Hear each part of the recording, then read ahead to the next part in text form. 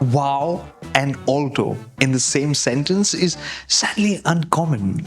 Maybe it's because it is a common car and a common first car. So we end up thinking of it as a tool like a screwdriver, which is convenient, compact, useful, and also easy on the pocket. But I look up to small cars, and for me, the Alto K10 is like a Swiss Army knife, multi-talented.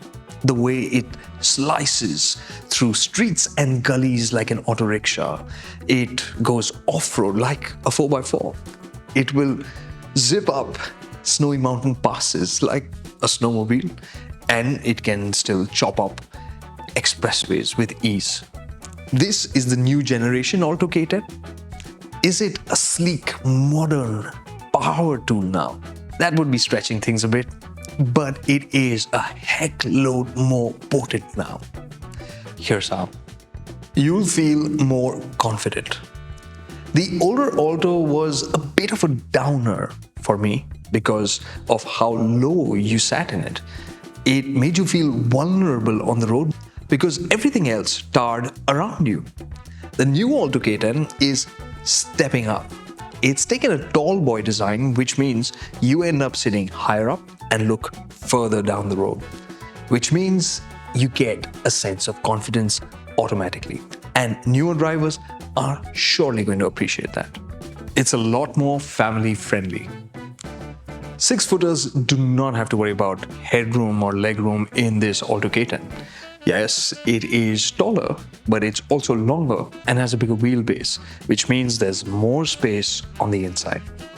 And the benefit of this can clearly be felt in the rear seat, where two adults can sit more comfortably because you're higher and have more room to stretch out, which means family members that spend time here will be much more comfortable and for longer.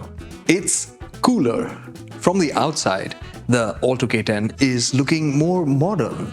The face actually reminds me of the older Hyundai i10, which is good, and it's taller, which gives it more road presence, which is excellent. On the inside, it does look more upmarket. It has a more premium steering wheel. It's got a touchscreen infotainment system, Android Auto, Apple CarPlay, 4 speakers, and a digital instrument cluster. Can you guess where it's from? It's got bite. The 1-liter engine sits in a small package, which makes it feel kick ass. It can dance its way through traffic because it's got lots of responsiveness at low revs. Makes it easy to drive. You don't have to make too many gear changes, and even if you had to, the clutch is light. So having the AMT automatic is not an absolute must, but would be helpful for learners. Sure, the engine is a 3-cylinder, which means if you're pulling from low revs, some vibration can be felt. But when you're up to speed, it feels smooth. And out on the highway, sitting at 100 kilometers an hour, it feels absolutely at ease. It could do that endlessly. So this feels pretty potent. It's wallet friendly. Maruti Suzuki claimed that the Alto K10 is more fuel efficient than the Alto 800, which is impressive considering how zesty it is. In our experience, it has delivered about 22 to 24 kilometers per liter over the 1500 kilometers that we've driven it through cities and out on highways. Impressive. And to own the Alto K10 isn't going to put a dent in your finances by way of maintenance because the engine, the drivetrain basically is tried and tested, bulletproof.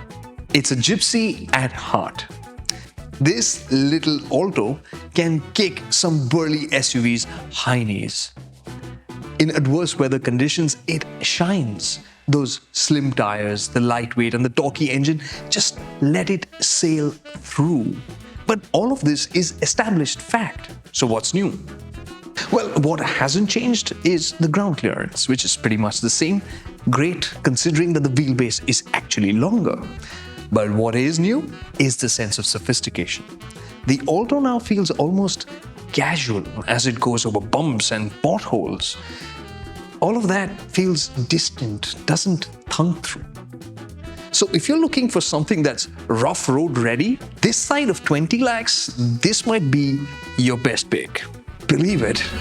So what's the problem? It's cooler, not cool. The design of the Alto K10 is a step in the right direction. It's not going to be polarizing, but it's not going to be wow either.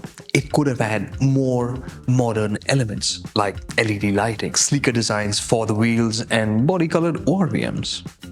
If you were looking for a city runabout that's also cool, in that regard, the Renault Kwid does hit home a lot better. Still feels basic. On the inside, the Alto has a clean design and everything fits together nicely. But the plastics, they feel flimsy, like when you pull at the door handle or just press against the door pad. And when you're pulling from low revs with that 3-cylinder engine, every now and then, some bits do rattle. It could have been a more premium experience and it would have made this a fantastic runabout for the city. For the highway, better sound insulation would have made it feel so much more tireless and would have completed it as one solid package. Features. There are no power windows for the rear occupants. In terms of safety features, you get the standard bits like dual airbags, ABS, and rear parking sensors. But the headrests for the rear occupants just aren't supportive enough. And this feels all the more galling when you compare it to something like the Renault Kwid, which now is offering ESP and hill hold as standard. So for the price at which it's coming at, the K10 doesn't feel premium enough. It's premium in its price. That's not the best kind of premium experience you want to build. The Alto K10's price surely sits within its segment and the additional features do justify it to some extent. But compare it to the Renault Kwid, which is bigger and more feature-packed, and that argument kind of crumbles. In fact, look within the Maruti Suzuki family, and for the same price as a top-spec Alto K10, you could get an entry-level Swift or a mid-spec Celerio. So the Swiss Army knife has sharpened all of its tools and added a few to its arsenal. It's become more potent, more useful, and nicer. It doesn't feel utilitarian now, but it does feel basic.